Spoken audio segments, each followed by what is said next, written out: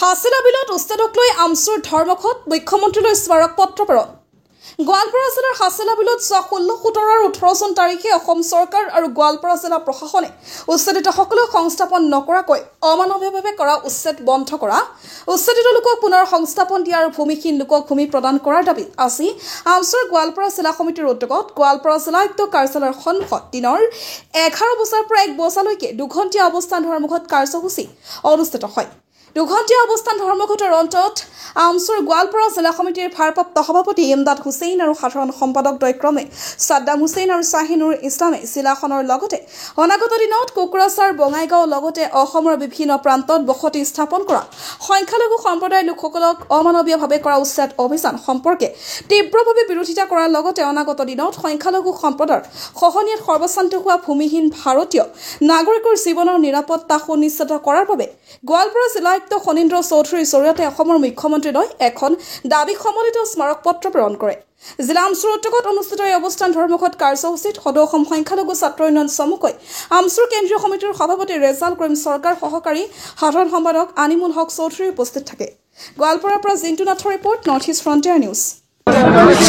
অসম চৰকাৰে বিশেষকৈ অসমৰ মুখ্যমন্ত্ৰী হিমন্ত বিশ্ব শৰ্মা ডাঙৰীয়া ধৰ্মীয় সংখ্যালঘুক টাৰ্গেট কৰি 26ৰ বৈতৰণি পাৰ হ'বৰ কাৰণে বা আজি বিভিন্ন পক্ষক তুষ্টিকৰণৰ কাৰণে আজি ধৰ্মীয় সংখ্যালঘুক টাৰ্গেট কৰি যে অমানৱীয় উচ্ছেদ চলোৱা হৈছে, ইয়াৰ আমি তীব্ৰ বিৰোধিতা কৰিছোঁ।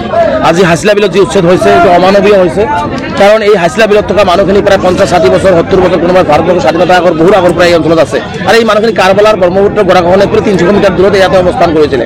গতিকে আমি কৈছিলোঁ চৰকাৰক বাৰে বাৰে কৈছিলোঁ যে আপোনালোকে আলাপ আলোচনা কৰি যদি ভূমি লাগে ভূমি লওক, কিন্তু সংস্থাপনৰ ব্যৱস্থা কৰি লওক। কিন্তু চৰকাৰে আমাৰ কথাবিলাক নুশুনে। চৰকাৰৰ কথা হৈছে বুলডোজাৰ চলাবই লাগিব, মানুহখিনি ঘৰ বাৰী ভাঙিবই লাগিব, ল'ৰা ছোৱালীক শিক্ষাৰ পৰা বঞ্চিত কৰিব লাগিব, সকলো অধিকাৰৰ পৰা বঞ্চিত চৰকাৰৰ টাৰ্গেট। তাৰমানে আমি কেৱল মুছলমান, আমি ধৰ্মীয় সংখ্যালঘু, যেন এনেকুৱা হৈছে যে মুছলমান হোৱাৰ কাৰণে আমি পাপ কৰিছোঁ। গতিকে মই মুখ্যমন্ত্ৰী ডাঙৰীয়াক বাৰে বাৰে কৈ আছোঁ যে আপুনি অমানৱীয় উচ্ছেদ বন্ধ কৰক। আপুনি আদানীক মাটি দিব পাৰে, আপুনি পুঁজিপতি গোষ্ঠীক হাজাৰ হাজাৰ বিঘা মাটি দিব পাৰে, আপুনি পতঞ্জলীক মাটি দিব পাৰে, আৰু অসমৰ বাসিন্দা গৰাখহনীয়া পীড়িত আজি নদী ভঙা মানুহখিনিক আপুনি মাটি দিব নোৱাৰে। এইটো কোন যুক্তি হ'ব পাৰে? গতিকে এই মানুহখিনিক আপুনি ভূমি দি আলোচনা কৰি, আমি উচ্ছেদ বিৰোধী নহয়, এই মানুহখিনিক আপুনি আলাপ আলোচনা কৰি ভূমি দি আপুনি আপোনাৰ মাটিখিনি লৈ লওক, তাত সকলোৰে সহযোগিতা থাকিব। কিন্তু এনেকুৱা ধৰণৰ অমানৱীয় পৰিৱেশ সৃষ্টি কৰি মানুহক ৰাস্তাত উলিয়াই আনি বৰষুণৰ মাজত ৰ'দৰ মাজত আপুনি যেনেকুৱা কাৰণে মৃত্যুৰ মুখলৈ ঠেলি দিছে, এইটো কেতিয়াও সভ্য সমাজৰ কাৰণে কাম্য নহয়। এজন মুখ্যমন্ত্ৰী, এজন ৰাজনৈতিক নেতাই বা এটা দলে এনেকুৱা ধৰণৰ কাম কেতিয়াও ভাৰতবৰ্ষত কৰা নাই। একমাত্ৰ অসমৰ মুখ্যমন্ত্ৰী হিমন্ত বিশ্ব শৰ্মা ডাঙৰীয়াই কৰি আছে।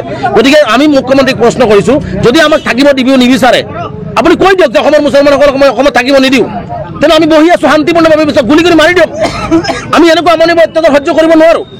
আমি এইখন অসমৰ বাসিন্দা, আমাৰ ভূমিৰ অধিকাৰ আছে, আমাক ভূমি লাগিব। আমি গৰাখহনীয়া পীড়িত মানুহ, আমাক বসুন্ধৰা 1, 2, 3 কত মাটি নিদিলে আপুনি? চৰৰ মাটিৰ পাত্তা নিদিয়ে, গৰাখহনীয়া ৰোধ নকৰে, তে মানুহখিনি যাব ক'ত? মানুহখিনিতো আকাশত থাকিব নোৱাৰে।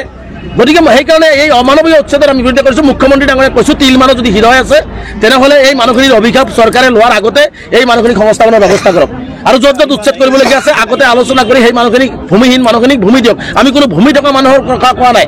যিসকল প্ৰকৃততে ভূমিহীন, গৰাখহনীয়া পীড়িত, যিসকল সৰ্বহাৰা মানুহ, সেইসকলকে আপুনি মাটি দিয়ক। কিন্তু আপুনি নিদি পেলাই এনেকুৱা ধৰণে আপুনি ৰাস্তা ঘাটে কুকুৰ মেকুৰীৰ দৰে সংখ্যালঘু ৰাইজক মৃত্যুৰ মুখলৈ ঠেলি দিয়াটো কোনো কেতিয়াও কামনা নকৰোঁ আৰু কেতিয়াও সহ্য কৰাৰ বিষয় নহয়। গতিকে আজি এই আন্দোলন ৰাজ্যজুৰি কৰিছোঁ আমি। পৰৱৰ্তী পৰ্যায়ত যদি মুখ্যমন্ত্ৰী এই অমানৱীয় অত্যাচাৰবিলাক চলাই থাকে, ধৰ্মীয় সংখ্যালঘুসকলক যদি টাৰ্গেট কৰি থাকে, তেনেহ'লে পৰৱৰ্তী ৰাষ্ট্ৰীয় ঘাইপথ হওক, ৰেলপথ হওক, আৰু অধিক ভয়াৱহ গণতান্ত্ৰিক আন্দোলনৰ কাৰ্যসূচী কৰিবৰ কাৰণে আমি সাজু হৈছোঁ।